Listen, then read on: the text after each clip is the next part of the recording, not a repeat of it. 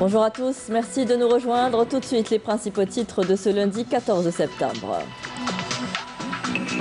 Deuxième jour des épreuves du baccalauréat ce lundi. Les candidats seront testés en mathématiques et en anglais. Nous verrons également la situation des candidats habitant les zones d'ombre. Nous irons à Ain Bekhlil dans la wilaya de Naama. Le bilan des personnes contaminées au coronavirus en baisse ou se stabilise chez nous. C'est ce qui n'est pas le cas dans le monde et en Europe. Plus précisément, l'OMS prévient d'une deuxième vague aussi dangereuse que la première. Et nous irons en bord de mer à la fin de ce journal sur les plages du Chenois où s'entraînent de jeunes sportives issues du club amateur d'Ichenouyen.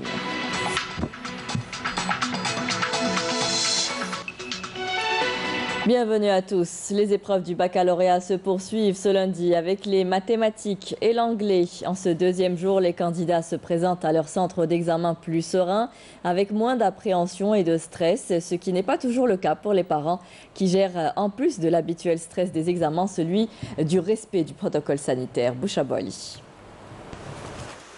Au deuxième jour du baccalauréat, le rituel est bien rodé. Port du masque, prise de température et application du gel hydroalcoolique. Les candidats s'y soumettent sans rechigner car ils savent qu'il y va de leur santé. C'est vrai que c'est un peu contraignant, mais c'est pour notre bien. Les mesures sanitaires sont bien appliquées et nous avons eu droit à un très bon accueil. Je ne m'y attendais pas. Après avoir atteint son paroxysme au premier jour, le stress est légèrement retombé. Dès qu'on m'a remis le sujet, le stress a disparu. J'ai bien lu les questions et je n'ai pensé à rien d'autre. J'ai vraiment le moral et je suis optimiste. Les sujets étaient à ma portée, donc pas de stress pour moi. Ce n'est pas le cas des parents qui gèrent un double stress, celui de l'examen et celui du respect du protocole sanitaire. Je suis très inquiète pour mon enfant. Il est 8h30 et je n'arrive toujours pas à quitter le lycée. Inch'Allah, ils seront à la hauteur. C'est une situation vraiment exceptionnelle. Espérons que ce jour soit de bon augure pour nos enfants. C'est la deuxième fois que je passe le bac. J'espère que cette fois-ci sera la bonne. Inch'Allah, nous allons tous décrocher notre bac. C'est en tout cas tout le mal que l'on souhaite aux candidats qui passent aujourd'hui les épreuves de mathématiques et d'anglais. Dans les régions frontalières, le manque d'infrastructures relevant du secteur de l'éducation impacte négativement les élèves, tous paliers confondus, et les candidats au bac également qui doivent parcourir de nombreux kilomètres pour atteindre leur centre d'examen. Ain Bekhlil, dans la wilaya de Naama, est classé parmi les zones d'ombre et depuis peu, le village a bénéficié d'un nouvel établissement qui fait gagner pas moins de 70 km aux élèves. Walid Yousfi. Nous sommes ici dans la région frontalière de Ain Bekhlil, wilaya de Naama. Cette région enclavée vient de bénéficier d'un nouveau centre d'examen au profit des candidats inscrits au baccalauréat 2019-2020. Un acquis très important qui permettra de rapprocher les élèves de leur centre d'examen. On a ouvert ce nouveau centre au niveau de cette zone frontalière considérée comme zone enclavée. Nous étions obligés d'aller jusqu'à Meshria. L'ouverture de ce centre nous a facilité la vie. Nous remercions Dieu pour l'ouverture de ce nouveau centre. Nous sommes très contents. Le but à travers l'ouverture de ce centre est de faciliter le transport des élèves en leur assurant les conditions nécessaires à la réussite. Nous sommes aujourd'hui au niveau de la commune de Ain Bekhlil, qui est une zone frontalière. Cette action s'inscrit dans le cadre de la prise en charge des zones d'ombre. Ce centre compte plus de 400 candidats issus de différentes filières. Distanciation physique et respect des mesures sanitaires ont marqué le premier jour des épreuves. Il y a près de 100 candidats dans chaque filière au niveau de ce centre d'examen. Ce nouveau centre d'examen permettra non seulement de soulager les lycéens de cette région qui devaient parcourir plus de 70 km pour rejoindre leur établissement respectif, mais aussi de désenclaver la région classée zone d'ombre. Durant ces périodes d'examen, s'il y a bien un créneau qui ne connaît pas de crise, c'est bien celui du livre parascolaire. Ces manuels d'exercices et de solutions se sont largement développés ces dernières années. La qualité s'est également améliorée. Samira Hadjamar. S'exercer, apprendre, mais surtout progresser, c'est tout l'intérêt du parascolaire, un marché qui a ses adeptes toute l'année, notamment pendant les examens. Petit tour dans les librairies de la capitale.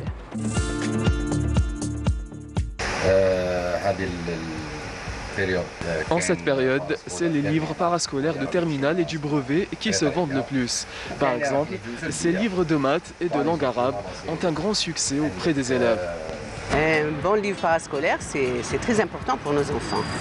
Donc s'il n'y a pas de livre, il n'y a pas d'instruction, il n'y a pas de... Et surtout, pour moi, le plus, c'est le livre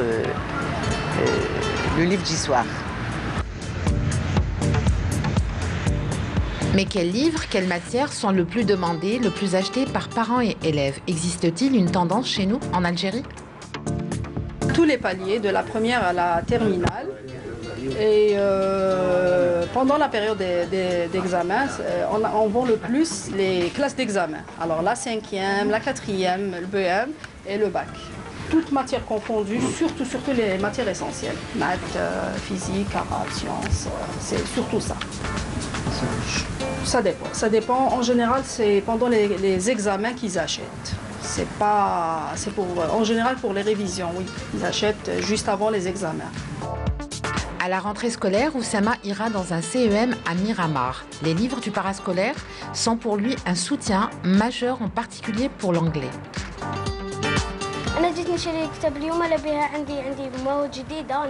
Aujourd'hui, je suis venue acheter ce livre d'exercice, car cette année, nous allons commencer les cours d'anglais à l'école. J'ai préféré commencer à m'exercer dès maintenant pour être prêt à la rentrée.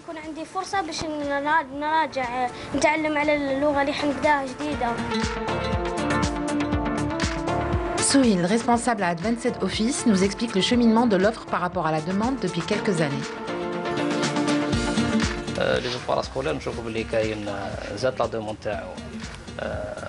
Il y a plus de demandes concernant les livres parascolaires.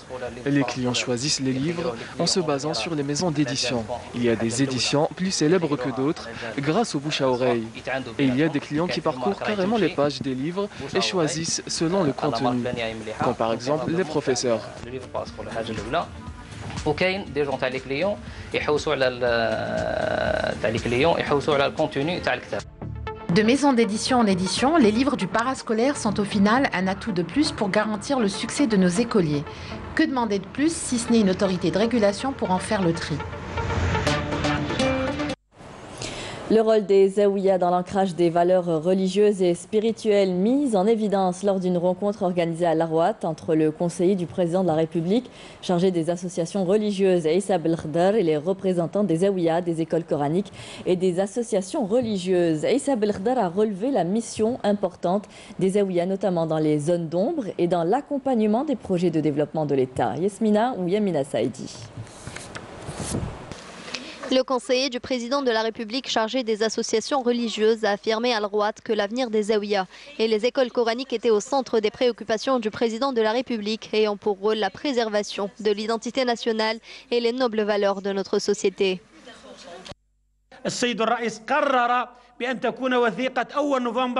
Le président de la République, Abdelmajid Tebboune, a décidé que la déclaration du 1er novembre devait être la base de la constitution algérienne. Il a par là même affirmé que ses engagements envers ce document officiel considéré comme le point de départ pour une république en accord avec nos principes, ce qui va permettre d'éliminer graduellement les zones d'ombre. Les zaouïas assument une mission importante dans ces zones en tant que protectrices du référent religieux, ancrant les notions pédagogiques et spirituelles tout en accompagnant les projets de développement de l'État visant à soutenir ces régions.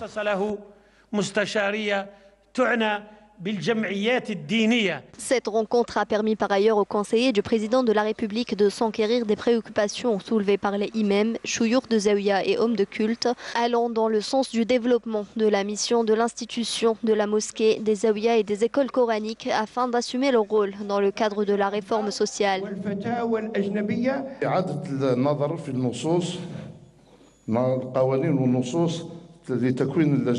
Et au niveau du siège du Khalifa général de la Zaouïa Tidjaniya à Ain Madi, les membres de l'association ont tenu à valoriser le message des zaouïas. Il a été décidé d'organiser un atelier national pour examiner la possibilité d'octroyer des diplômes aux élèves sortant des écoles coraniques ayant des programmes basés sur la référence religieuse en matière de jurisprudence ou fiqh, éducation et doctrine. Ces étudiants sont les meilleurs défenseurs de l'identité et de la mémoire nationale.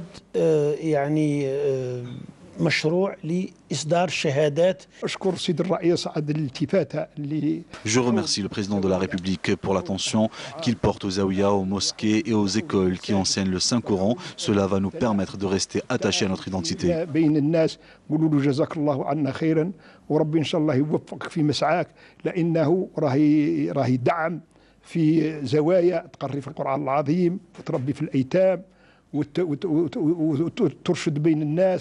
وهذه هي اللي نقولوها له والمساجد فنقولوا له هذه الالتفاته الطيبه نتاعك هذه راها ان شاء الله السنه حميده زينه وان شاء الله ربي يوفقك فيها ويعطي لك بطانه صالحه لتقود هذه البلاد في امان وحفظ ان شاء الله. La rencontre s'est achevée par une visite à la zaouïa de Sidi Atallah à Tejmout où il a passé en revue l'héritage de cette zaouïa en relation directe avec la mémoire nationale.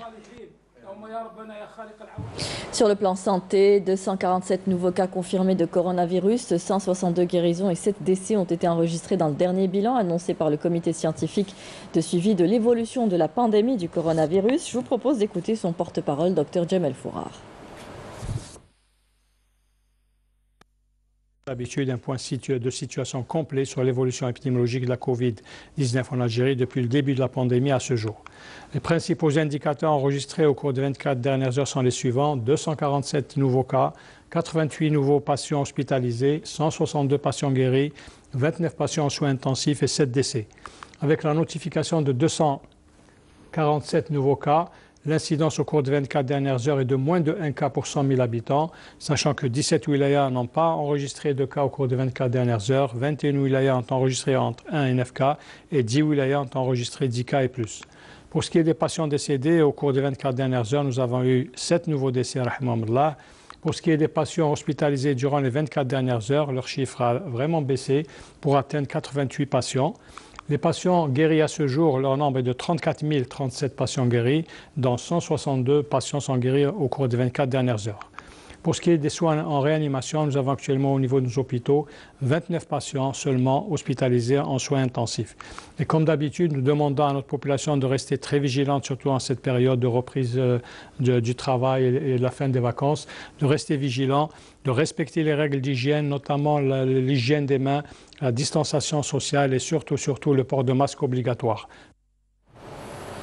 Et si les chiffres semblent aller vers la baisse chez nous, les nouvelles sont moins bonnes pour l'Europe. Le plus vieux continent du monde doit se préparer à un automne plus dur, avec une hausse des nombres des morts du Covid-19, a averti un responsable de l'Organisation mondiale de la santé, à l'heure où plusieurs pays imposent de nouvelles mesures ciblées pour contrer une deuxième vague de la pandémie qui a déjà fait plus de 921 000 décès. La prudence reste encore de mise. 4 soldats libanais ont été tués aujourd'hui avant l'aube lors d'une opération contre un terroriste recherché qui a été abattu dans le nord du pays, a annoncé l'armée libanaise. Lors d'une descente au domicile d'un terroriste recherché dans le secteur de Minier, la patrouille a été la cible de coups de feu et d'une grenade à main. 3 soldats ont été tués, un 4e a été grièvement blessé avant de succomber, a-t-elle indiqué dans un communiqué. Aux États-Unis, l'Ouest américain redoute un nombre considérable de morts dans les incendies qui ravagent la côte ouest des États-Unis, alors que des dizaines de milliers de personnes étaient forcées de fuir leur maison face à la propagation très rapide des flammes. Au total, au moins 16 victimes ont été recensées cette semaine, mais il était impossible d'évaluer l'étendue réelle des destructions, de vastes régions étant encore inaccessibles.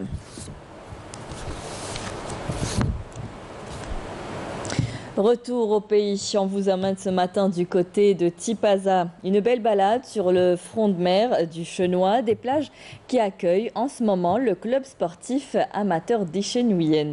De jeunes filles passionnées de football s'entraînent sur le sable pour améliorer leur technique de jeu. Elles sont encadrées par un autre passionné du sport. L'entraîneur les a pris sous son aile par amour à cette discipline. De très belles images à découvrir où l'hospitalité et le bon vivre étaient également au rendez-vous. Lamia Boudbouda. S'entraîner au pied du Mont Chenois constitue une aubaine pour les membres du club sportif amateur des Chenouyennes. Sous la houlette de l'entraîneur et président du club, Abdelkader Ben Rahmoun, qui lui se fait une joie de les coacher. هاد اللي فيهم عندي هنا هذا فوتبول فيمينا عندهم البوخكيكا عندهم الحجوط عندهم سيدي غيلاس من شرشة لي سون لا جي لو في دي تيبازا عندهم الناظور عندهم الشنوا منها هذا سميتها الشنوين سي بور لا ريجون دو شنوا تالمون نحب لا باسيون تاع الدراري الصغار هذو وبقيت معاهم. Retraité du secteur de l'éducation depuis 3 ans, désormais il consacre tout son temps pour le bien-être de ses mordus de football. En véritable guide, il leur transmet sa passion du jeu. هنا جبت beaucoup pour des jeux sportifs. Pour les garçons c'est difficile de jouer au sable. Alors هنا جبت pour des jeux بزاف. En même temps, de temps en temps, j'intègre le football. Mais à la fin de la séance, de football de sable. Elle dribble, jongle et passe le ballon. L'entraînement sur le sable reste le meilleur terrain qui aide les joueurs à améliorer leur qualité technique et physique. ملي كنت صغيرة كنت نلعب الفوت وليت نحبه بزاف بعد كي قالوا لي راهي كاينة ايكيب ادخل ماما فرحت كي قلت لها لهنا تبدلي شويه البحاريتو تبدلي ماشي كيما ستاديتو هنا شويه ثقيله بصح كي تروحي للستاد تبداي تخفافي بيان. L'hospitalité légendaire des Tipasiens nous conduira à partager le repas de l'entraîneur.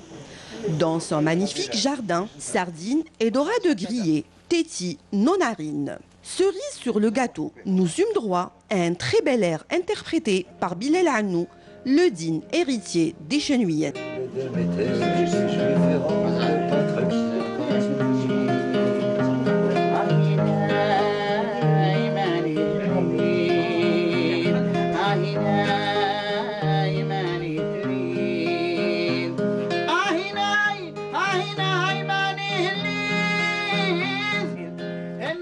Style moderne, amazigh, bien sûr, style ichenouen de l'Algérie Tipaza. Aïlis ou Jilis, c'est Bint Sultan, c'est le roi. C'est une chanson d'amour, toujours. La chanson اللي كاتبها لي بلا ما نساوه له أستاذ كادر بوشلام هو اللي كان كاتب لي الكلمات هذوما ويعطيه الصحة. ولا شونسون أنا عطيت الإبداع تاعي في لو ستيل روك شنوي.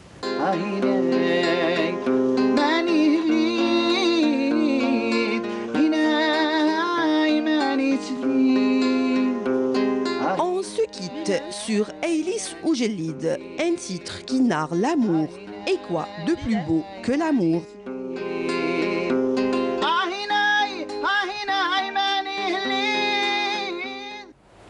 Et c'est sous ce bel air que nous nous quittons. C'est la fin de ce journal. Merci à vous tous de nous avoir prêté attention. Tout de suite, vous retrouverez Amel Laribi pour les prévisions météo. Vous pouvez toujours nous retrouver sous les adresses qui s'affichent en bas de votre écran. Très bonne journée à tous. Au revoir.